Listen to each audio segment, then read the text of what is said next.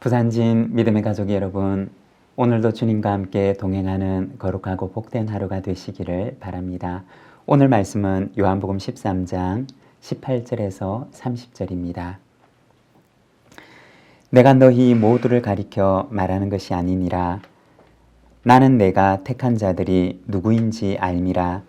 그러나 내 떡을 먹는 자가 내게 발꿈치를 들었다는 성경을 응하게 하려는 것이니라.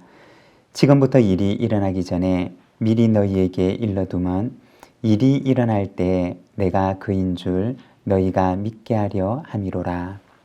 내가 진실로 진실로 너희에게 이르노니 내가 보낸 자를 영접하는 자는 나를 영접하는 것이요 나를 영접하는 자는 나를 보내신 이를 영접하는 것이니라. 예수께서 이 말씀을 하시고 심령이 괴로워 증언하여 이르시되 내가 진실로 진실로 너희에게 이르노니 너희 중 하나가 나를 팔리라 하시니 제자들이 서로 보며 누구에게 대하여 말씀하시는지 의심하더라. 예수의 제자 중 하나 곧 그가 사랑하시는 자가 예수의 품에 의지하여 누웠는지라. 시몬 베드로가 머리짓을 하여 말하되 말씀하신 자가 누구인지 말하라 하니 그가 예수의 가슴에 그대로 의지하여 말하되 주여 누구니이까?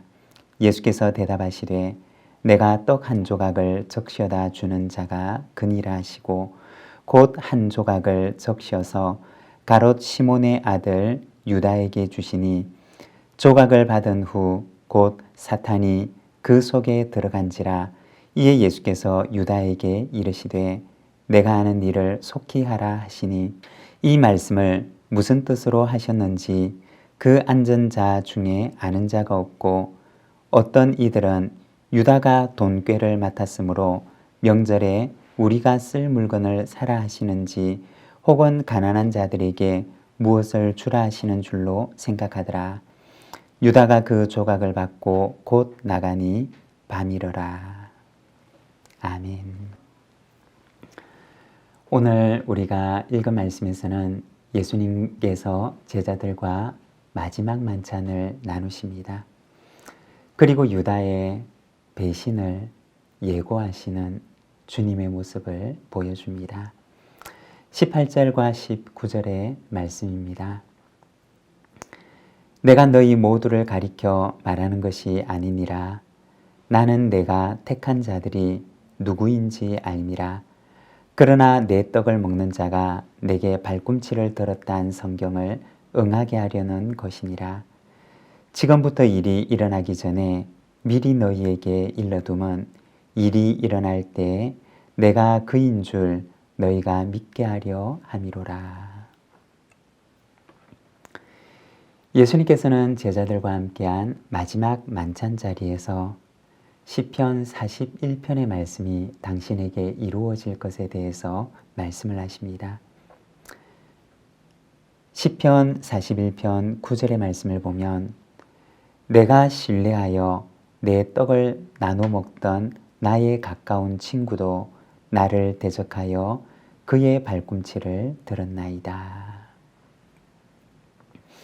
바로 이 시편 41편 9절의 말씀이 예수님에게 이루어질 것에 대해서 말씀하셨던 것입니다. 사랑하는 제자의 배반은 예수님에게 있어서 너무나 고통스러운 일이었습니다. 사랑하는 이의 배반, 그리고 그의 영혼을 향한 예수님의 연민, 다가오고 있는 이 사실을 알고 계셨던 예수님에게 있어서 이 일은 너무나 고통스러운 일이었던 것입니다.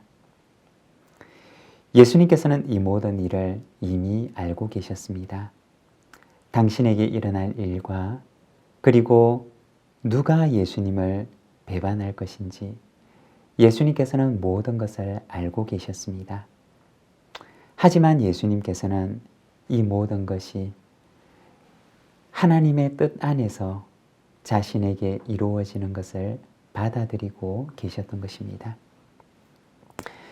예수님의 삶은 하나님의 뜻이 하늘에서 이루어진 것처럼 이 땅에서도 이루어지도록 하나님 나라를 위해서 살아가는 삶이었습니다. 그리고 주님께서는 오늘도 우리에게 부탁하십니다. 너희는 먼저 그의 나라와 그의 의를 구하라. 그리하면 이 모든 것을 너희에게 더하시리라. 사랑하는 여러분, 하나님의 나라를 위하여 살아가시고 하나님의 뜻이 이 땅 위에 이루어지도록 주님의 뜻에 순종하는 삶을 살아가셨던 우리 주님처럼 오늘 우리도 하나님의 나라를 위하여 그 뜻이 우리 가운데 이루어지도록 하나님의 그 뜻 앞에 순종하는 삶을 살아가는 저와 여러분의 삶이 되기를 소망합니다. 21절입니다. 예수께서 이 말씀을 하시고 심령이 괴로워 증언하여 이르시되 내가 진실로 진실로 너희에게 이르노니 너희 중 하나가 나를 팔리라 하시니. 마지막 만찬 자리에서 예수님께서는 말씀하셨습니다. 너희 중 하나가 나를 팔리라. 여러분, 그 마지막 만찬 자리에서 이 말씀을 들었던 가룟 유다의 마음은 어떠하였을까요? 아마도 그 마음 속에는 불안이 찾아왔을 것입니다. 그 자리에 앉아있기가 심히 어려운 좌불안석이 되었을 것입니다. 사실 예수님께서는 그 자리에서 가룟 유다의 계획을 다른 제자들에게 공개적으로 말씀하실 수도 있으셨습니다. 그리고 그 계획의 주인공이 누구인지도 예수님께서는 그 자리에 폭로하실 수가 있으셨습니다. 하지만 예수님께서는 그렇게 말씀하지 아니하시고 다만 너희 중 하나가 나를 팔리라. 오직 그 말만 하셨던 것입니다. 왜 그렇게 하셨을까요? 왜 주님께서는 가룟 유다의 그 이름을 폭로함으로 그의 계획을 무산시키지 않으셨을까요? 예수님의 그 말씀은 가룟 유다에게 주셨던 마지막 기회였던 것입니다. 마지막 만찬 자리에서 예수님께서는 유다에게 또다시 기회를 주셨던 것입니다. 이것이 바로 유다에게 주어졌던 그 마지막 순간의 첫 번째 기회였던 것입니다. 26절의 말씀입니다. 예수께서 대답하시되 내가 떡 한 조각을 적셔다 주는 자가 그니라 하시고 곧 한 조각을 적셔서 가롯 시몬의 아들 유다에게 주시니 조각을 받은 후 곧 사탄이 그 속에 들어간지라. 이에 예수께서 유다에게 이르시되 내가 하는 일을 속히 하라 하시니. 예수님께서는 이어서 그 만찬 자리에서 유다에게 두 번째 기회를 주셨습니다. 예수님께서 말씀하신 그 배반한 제자가 도대체 누구입니까? 라고 묻는 한 제자의 물음에 예수님께서는 떡 한 조각을 적셔다 주는 자가 그니라고 하시면서 떡을 적셔서 가룟 유다에게 전해주셨던 것입니다. 아마도 예수님께서 그 떡을 적셔서 건네주실 만큼 가룟 유다는 예수님의 아주 가까운 곳에 앉아 있었을 것입니다. 그리고 방금 예수님께서 하셨던 그 말씀도 유다는 아마 들었을 것입니다. 유다가 그 떡을 받아들 때 아마 그의 눈은 예수님의 시선과 마주쳤을 것입니다. 바로 그 순간 그에게는 두 번째 기회가 주어졌던 것입니다. 예수님께서 이 모든 것을 알고 계심을 유다는 분명히 직감적으로 알았을 것입니다. 예수님께서 주시는 그 떡을 받아들일 때 그는 두 번째 기회를 맞이하게 됩니다. 그리고 주님께서는 유다가 그 떡을 받고 돌이키기를 원하셨습니다. 그렇지만 유다는 그 두 번째 기회마저도 저버립니다. 30절입니다. 유다가 그 조각을 받고 곧 나가니 밤이러라. 떡을 받아들었던 유다는 그 조각을 받고서 곧 이어 나가서 어둠 속으로 사라집니다. 그 떡을 받고 나가지 않았더라면 얼마나 좋았을까요? 그렇지만 그는 그 떡을 받아들고 마음이 더 완악해져서 마음을 더 굳게 먹고 예수님을 팔기 위해서 다시 돌아오지 못할 그 어두운 밤길을 걸어갔던 것입니다.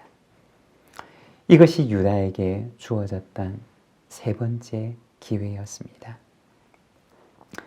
주님께서는 끝까지 유다에게 기회를 주시고 또 그를 기다렸습니다. 그렇지만 유다는 그 기회를 받아들이지 않고 그는 다시 돌아오지 못할 길로 떠나버렸던 것입니다. 사랑하는 여러분, 주님께서는 오늘도 우리에게 기회를 주십니다. 마지막 순간까지 유다에게 기회를 주셨던 그 주님처럼 주님께서는 오늘도 우리에게 기회를 주십니다. 마지막 그 기회의 문이 닫히는 그 순간까지도 주님께서는 우리를 기다리시며 우리에게 기회를 주십니다. 사랑하는 여러분, 문이 닫히기 전에 우리 앞에 놓여져 있는 그 문들이 모두 닫히기 전에 우리의 마음의 문을 활짝 열고 주님 앞에 나아가 주님과 함께 동행하는 복된 인생을 살아가는 우리 모든 믿음의 가족들이 되시기를 바랍니다. 기도하겠습니다. 사랑의 하나님 아버지 은혜를 감사합니다. 오늘 우리가 주님의 말씀을 바라봅니다. 영원히 돌아오지 못할 길을 떠나버렸던 가룟 유다의 그 안타까운 뒷모습을 우리가 바라봅니다. 사랑하는 하나님, 오늘 우리 앞에 기회를 주시고 우리가 넘어지지만 또다시 일어날 기회와 힘을 주시는 하나님, 오늘도 우리가 주님 앞에 서 있사오니 날마다 주님의 말씀을 우리에게 들려주시고 주님의 그 말씀에 오늘도 우리의 온 마음을 다하여 응답함으로 하나님을 기쁘시게 하는 주님의 제자가 되어 이 하루를 살아가도록 인도하여 주시기를 원합니다. 내게 주어진 시간들이 기회가 다 떠나가 버리기 전에 오늘 주님의 말씀에 응답하며 주님 앞에 나아가는 저희들의 삶이 되도록 인도하여 주옵소서. 예수님의 이름으로 기도드립니다. 아멘.